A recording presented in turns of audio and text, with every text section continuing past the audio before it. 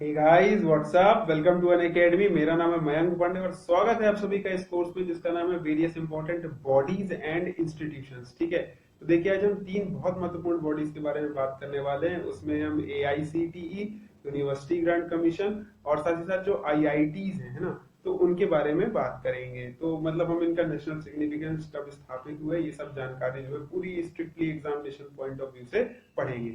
तो चलिए अब हम शुरुआत करते हैं हमारे इस लेसन की। तो देखिए, जैसा कि आप सभी को पता है कि ये हमारा सेकंड लेसन है इस सीरीज का, जिसका नाम है various important bodies and institutions. तो आज जो है हम तीन इंपॉर्टेंट बॉडीज के बारे में बात करेंगे, जो कि आपको इंट्रो वीडियो में ऑलरेडी बता दिया गया है ना। लेकिन उसके पहले देखिए मेरे बारे में थोड़ी सी जानकारी है। तो मेरा नाम मयंक पांडे है, मैं इलेक्ट्रिकल इंजीनियरिंग से ग्रेजुएट हूँ, government engineering college MITS Gwalior से। और देखिए मैं अकेडमी पे आपका लगभग 6-7 महीने से एडुकेटर हूँ। वहाँ पे मैंने मोर देन 20 कोर्सेज बनाए हैं विद ओवर 200 लेसन्स। तो देखिए आप वहाँ से इस लिंक पे आप जाएंगे तो आपको सब मिल जाएगा वहाँ पे, और आप जो है उनसे पढ़ सकते हैं, सीख सकते हैं। साथ ही साथ उन्हें रेट करिए, रिव्यू कर दीजिए ताकि फीडबैक मिल जाए, और अपने फ्रेंड्स के साथ भी शेयर करिए यदि आपको लगता है कि ये हेल्पफुल है या मदद कर सकते हैं किसी की भी। ठीक है, और उसके अलावा देखिए अनअकैडमी प्लस पे एक नया कोर्स आ रहा है MPPSC के लिए, तो आप जो है उसकी भी जानकारी जो है इस लिंक से आपको मिल जाएगी। आप जाएंगे वहां पे दिख जाएगा आपको। ठीक है, पूरी जानकारी वहां पे दी गई है। उसके अलावा देखिए इन एग्जाम्स का रिटर्न जो है मैंने क्वालिफाइड किया हुआ है। अब हम शुरुआत करते हैं हमारे इस लेसन के साथ। तो सबसे पहले आता है यूजीसी मतलब यूनिवर्सिटी ग्रांट्स कमीशन। तो देखिए एक भारत में जो मैग्ना कार्टा कहा जाता है एजुकेशन का, वो किसे कहते हैं? तो भारत में जो वुड्स डिस्पैच था 1854 का, 1854 का वुड्स डिस्पैच जो था, उसे मैग्ना कार्टा ऑफ एजुकेशन कहा जाता है, इंग्लिश एजुकेशन। ठीक है, तो इसमें जो है एक मतलब एक प्रॉपर स्कीम बताई गई थी कि प्राइमरी एजुकेशन से लेकर के यूनिवर्सिटी एजुकेशन तक के लिए इंग्लिश में क्या करना चाहिए। ठीक है ना। और इसने जो वुड्स डिस्पैच जो था, तो इसने जो हमारे यहाँ का इंडिजिनस एजुकेशन सिस्टम है, तो उसको जो है प्रमोट किया था। ठीक, और अब देखिए तीन यूनिवर्सिटीज जो है उनकी स्थापना कर दी गई थी, कलकत्ता की, बॉम्बे की और मद्रास की। ठीक है ना, 1857 में। और फिर बाद में 1887 में इलाहाबाद यूनिवर्सिटी की भी स्थापना कर दी गई थी, है ना। अब क्या हुआ कि अब पहला अटेम्प्ट जो देखा जाए एक नेशनल सिस्टम ऑफ एजुकेशन जो मेंटेन बनाने के लिए भारत देश में किया गया था, तो वो 1944 में किया गया था। एक रिपोर्ट आई थी केब की। केब मतलब central advisory board of education. ठीक है ना, इसकी एक रिपोर्ट आई थी 1944 में, और इसका फुल फॉर्म था, ये जो रिपोर्ट थी ये थी post war educational development in India. मतलब कि जब वर्ल्ड वॉर 2 खत्म हो जाएगा तो उसके बाद एजुकेशन डेवलपमेंट भारत देश में कैसे क्या करना है। ठीक है ना, तो इसके लिए जो है एक ये बोर्ड बनाया गया था और उसने रिपोर्ट दी 1944 में। इस रिपोर्ट को जो है सार्जेंट रिपोर्ट के नाम से भी जाना जाता है। ठीक है, ये आपका हिस्ट्री के पॉइंट से भी इंपॉर्टेंट है, प्रीलिम्स के लिए भी और मेंस के लिए भी इंपॉर्टेंट है। ठीक है, अब 1945 में एक यूनिवर्सिटी ग्रांट्स कमेटी बनाई गई। ध्यान दीजिएगा, यहाँ पे हम कमीशन पढ़ रहे हैं, और ये 1945 में जो बनाई गई थी ये यूनिवर्सिटी ग्रांट्स कमेटी थी। ठीक है, अब इसका काम क्या था कि जो दिल्ली, बनारस और अलीगढ़ की यूनिवर्सिटीज हैं उनके ऊपर उनका ध्यान देना, उनके ऊपर देख रेख करना। ठीक है, कि क्या कैसे करना है, उनका काम मतलब कैसे चलेगा, ओवरसी करना बेसिकली। ठीक, फिर उसके बाद जो है 1947 में इस कमेटी को रिस्पॉन्सिबिलिटी, इसकी जिम्मेदारी जो थी बढ़ा दी गई, और जो बाकी यूनिवर्सिटीज भी थी उस समय में, जो जो यूनिवर्सिटीज थी पूरे भारत देश में, मतलब ब्रिटिश इंडिया में, तो उनका ओवरलुक करना, उनकी पूरी रिस्पॉन्सिबिलिटी जो है इसी कमेटी को दे दी गई थी, यूनिवर्सिटी ग्रांट्स कमेटी को। फिर जो है अब स्वतंत्रता मिली हमें, तो एक 1948 में एक कमीशन, एक आयोग बनाया गया जिसका नाम था यूनिवर्सिटी एडुकेशन कमीशन। ठीक है, याद रखिएगा ये यूनिवर्सिटी एडुकेशन कमीशन है और हम पढ़ रहे हैं यूनिवर्सिटी ग्रांट्स कमीशन। तो ये 1948 में बनाया गया था यूनिवर्सिटी एजुकेशन कमीशन, और इसके जो चेयरपर्सन थे वो थे डॉक्टर सर्वपल्ली राधाकृष्णन। ठीक है, अब यूजीसी ने जो है मतलब ये आपका जो यूनिवर्सिटी एजुकेशन कमीशन था, तो उसने रिकमेंडेशंस दी कि जैसे यूके में एक यूनिवर्सिटी ग्रांट्स कमीशन है, उसी की लाइंस पे इंडिया में भी बनाया जाए, जो कि ओवरऑल मतलब ग्रांट्स वगैरह जो गवर्नमेंट देती है यूनिवर्सिटीज को और जो फंक्शनिंग होती है उस पर नजर रखे, है ना, उसका पूरा देख रेख करे। तो यूजीसी जो था, यूनिवर्सिटी ग्रांट कमीशन, इसका फॉर्मल इनॉग्रेशन मतलब औपचारिक उद्घाटन जो था, ये मौलाना आजाद द्वारा किया गया था। ठीक है, उस समय उनके कैबिनेट मिनिस्टर थे, इसके पंडित जी के का कैबिनेट मिनिस्टर थे मौलाना आजाद। है ना। और 28 दिसंबर 1953 को जो है ये उद्घाटन किया गया था। और ये जो है एक स्टैट्यूटरी बॉडी की तरह जो है नवंबर 1956 में स्थापना कर दी गई इसकी, ठीक। स्टैट्यूटरी बॉडी मतलब कि एक जब पार्लियामेंट का एक्ट पास होता है उस बॉडी के लिए, तो उस तरह की बॉडी जो होती है स्टैट्यूटरी बॉडी हो जाती है, जो कि स्टैट्यूट में हो, है ना, लॉ में हो। और ये पार्लियामेंट का एक्ट पास हुआ 1956 में, और ये नवंबर 1956 में इसकी स्थापना हो गई।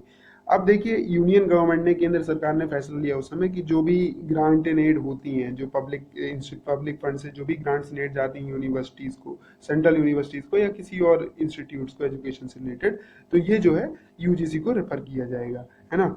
ये क्या काम करता है, तो ये कोऑर्डिनेशन करता है यूनिवर्सिटीज का, ठीक है, यूनिवर्सिटी के स्टैंडर्ड्स का, साथ ही साथ उन्हें डिटरमाइन करता है कि क्या स्टैंडर्ड्स होंगे, और मेंटेन भी करने का काम इन्हीं का है, किसका, यूनिवर्सिटी ग्रांट्स कमीशन का। और इसके देखिए 6 जो है रीजनल क्षेत्रीय वो है सेंटर्स हैं, केंद्र हैं यूनिवर्सिटी ग्रांट्स कमीशन के, जिसमें से एक जो है भोपाल मध्य प्रदेश में भी है, ठीक है।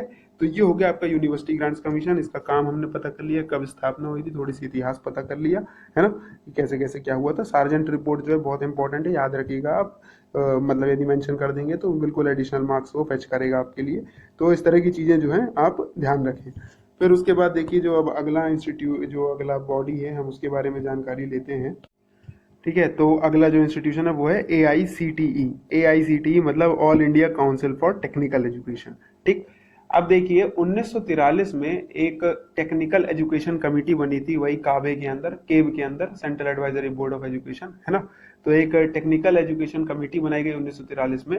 1944 में सार्जेंट रिपोर्ट आई, और 1945 में जो है एक नेशनल लेवल पे, है ना, राष्ट्र लेवल पे, राष्ट्र स्तर पे जो है एक सर्वोच्च बॉडी बनाई गई, एडवाइजरी बॉडी थी ये।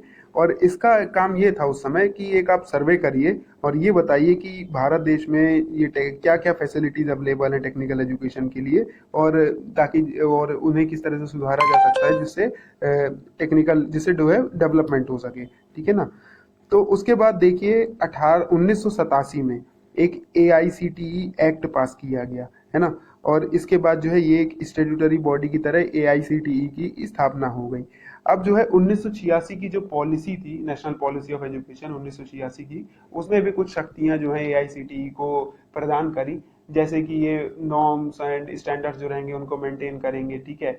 और उसके अलावा देखिए क्वालिटी एश्योरेंस रखेंगे। क्वालिटी एश्योरेंस मतलब कि सही है कि नहीं है, मान्यता प्राप्त है कि नहीं है कोई इंस्टीट्यूट, है ना। ये आप चेक मतलब करते हैं। कई इंस्टीट्यूट्स ऐसे भी चल रहे हैं जो आज की डेट में AICTE से मान्यता ही नहीं प्राप्त है ना। तो ये सब चीज़ें जो हैं वो करते हैं, मॉनिटर करते हैं, एवेल्युएशन करते रहते हैं इंस्टीट्यूट्स का, साथ ही साथ टेक्निकल एजुकेशन का मैनेजमेंट करते हैं पूरे देश भर में, है ना। और उसके अलावा देखिए इनका ये जो भी है, इससे जो आपका AICTE है, ये आपके पॉलिसी में आपके बताया गया। और साथ ही साथ जो है इनका एक ये भी काम है कि जो क्वालिटेटिव एजुकेशन है, टेक्निकल क्वालिटी, जो गुणवत्तापूर्ण एजुकेशन है आपका, इसका टेक्निकल वाला, तो उसको भी इम्प्रूव करें, उसके लिए स्टैंडर्ड्स वगैरह मेंटेन करें और रेगुलेट करें उसको, ठीक है। ये AICTE के काम हो गए। और इसके अलावा देखिए ये आपका प्रशिक्षण करता है, अनुसंधान करता है इंजीनियरिंग की फील्ड में, और आपका प्रौद्योगिकी की फील्ड में, आर्किटेक्चर के फील्ड में, टाउन प्लानिंग की फील्ड में, मैनेजमेंट की फील्ड में, फार्मेसी की फील्ड में, अप्लाइड आर्ट की फील्ड में, ठीक है। तो ये जो है इस बस ये टेक्निकल एजुकेशन मतलब इंजीनियरिंग तक सीमित नहीं है, बाकी और भी ये जो अलग अलग फील्ड्स हैं इनमें भी ये रिसर्च वगैरह करता है और प्रशिक्षण प्रोवाइड करता है, ठीक है। तो बेसिकली आपको याद रखना है कि AICTE जो है 1945 में कंसीव किया गया था सार्जेंट रिपोर्ट के बाद, और 1987 में जो है एक एक्ट पास हुआ था AICTE का, AICTE एक्ट, और उसके बाद जो है इसे स्टैट्यूटरी स्टेटस मिल गया। ये टेक्निकल एजुकेशन जो भी होता है उसके उसके स्टैंडर्ड्स मेंटेन करता है, एक्रेडिटेशन करता है, मान्यता वगैरह देता है, ठीक है। और बाकी ये प्लानिंग और ये जो नॉर्म्स एंड स्टैंडर्ड्स होते हैं ना, इनको मेंटेन करता है, रेगुलेट करता है, ठीक है। ये हो गया आपका AICTE। आप ये लिखेंगे, उसमें 3 नंबर में या 6 नंबर में बिल्कुल आ सकता है क्वेश्चन, आपके दिया ही हुआ है सिलेबस में, आपने जैसे कि पहले लेसन में देखा हुआ। अब देखिए अगला जो है वो है इंडियन इंस्टीट्यूट ऑफ टेक्नोलॉजी। तो आप सभी जानते हैं कि IIT क्या होते हैं। IIT जो है हमारे देश के सर्वोच्च मतलब बेस्ट टेक्निकल एजुकेशन इंस्टीट्यूट जो है यही है, IITs है ना। और ये भी जो है ऑटोनॉमस इंस्टीट्यूट्स हैं। ये IITs जो है ऑटोनॉमस इंस्टीट्यूट्स हैं। और देखिए IITs जो बाकी गवर्नमेंट कॉलेज होते हैं उनसे थोड़ा सा अलग होते हैं, थोड़ा नहीं बल्कि बहुत ज़्यादा अलग होते हैं। और वो किस फील्ड में होते हैं, तो देखिए सबसे पहली बात हो गई फंड। तो जैसा कि जहाँ पे एक नॉर्मल गवर्नमेंट कॉलेज को 10-20 करोड़ रुपए दिया जाता है, तो इनको आईआईटीज जो होते हैं इन्हें लगभग 90 से 120-30 करोड़ रुपया दिया जाता है। तो आप जो है कंपैरिजन देख सकते हैं।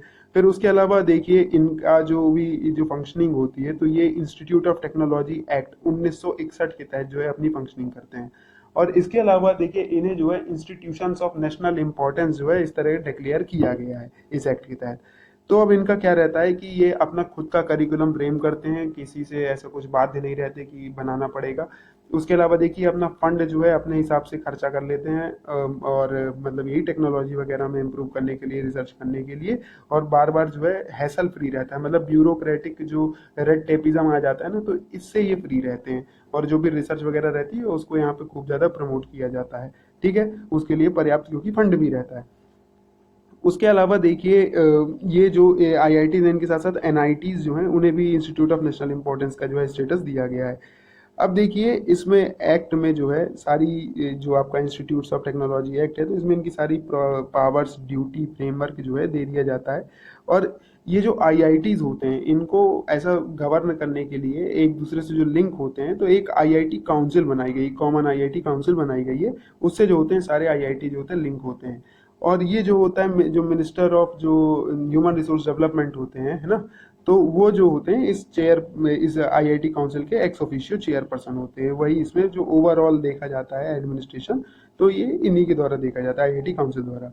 तो देखिए जो पहला आईआईटी बनाया गया था वो आईआईटी खड़गपुर बनाया गया था 1951 में। और आज की डेट में देखिए पूरे देश भर में 23 आईआईटीज हैं। और जो लेटेस्ट बनाए गए थे तो वो 6 बनाए गए थे 2016 में, है ना। अमेंड किया गया इस एक्ट को 1961 वाले को, और 2016 में 6 आईआईटी और जोड़ दिए गए।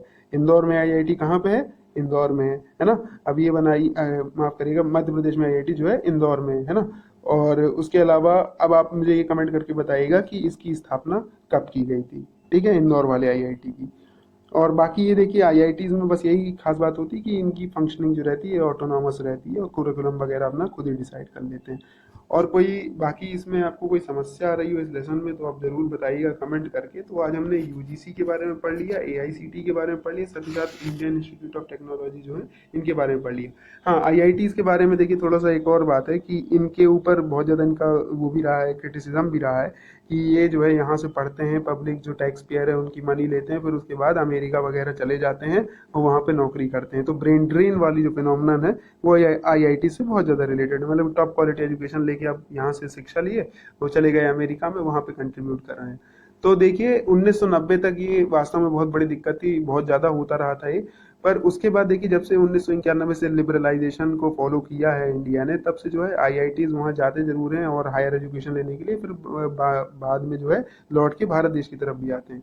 और साथ ही साथ जो ये हमारी गवर्नमेंट है उसने जो स्टार्टअप हब बनाने की जो कोशिश की है, भारत देश को, एंटरप्राइज को जो प्रमोट कर रहे हैं, उसके कारण बहुत ज़्यादा आईआईटीएंस जो हैं वो वापस भी आ रहे हैं। ठीक है, या तो जाना पसंद ही नहीं कर रहे हैं या वापस आ रहे हैं। और इसे जो है ब्रेन गेन कहा गया है, एक टर्म दिया गया है इसको, ब्रेन गेन। ठीक है, या रिवर्स ब्रेन गेन या ब्रेन गेन, ये दोनों आपका टर्म दिए गए हैं ये वाली फिनोमिनन को, जिसमें वापस आ रहे हैं लोग आईआईटीएंस, है ना। तो ये हो गई आपकी कुछ कंट्रोवर्सी जो थी इससे रिलेटेड। आपको बाकी इसके बारे में सारी जानकारी दे दी गई है। तो आप जो है इसमें बिल्कुल जो भी आएगा क्वेश्चन इसी फॉर्मेट में लिख लीजिएगा कि कब स्थापना हुई, क्या पावर्स हैं, क्या फंक्शंस हैं, कौन सा एक्ट गवर्न करता है, थोड़ी सी वो फिनोमिनन के बारे में डाल दीजिएगा, और बाकी पहला आईआईटी कौन सा था। ठीक है, और बाकी कोई दिक्कत हो इस पूरे लेसन में तो आप प्लीज़ बताइएगा। और तो आज के लेक्चर के लिए इतना ही।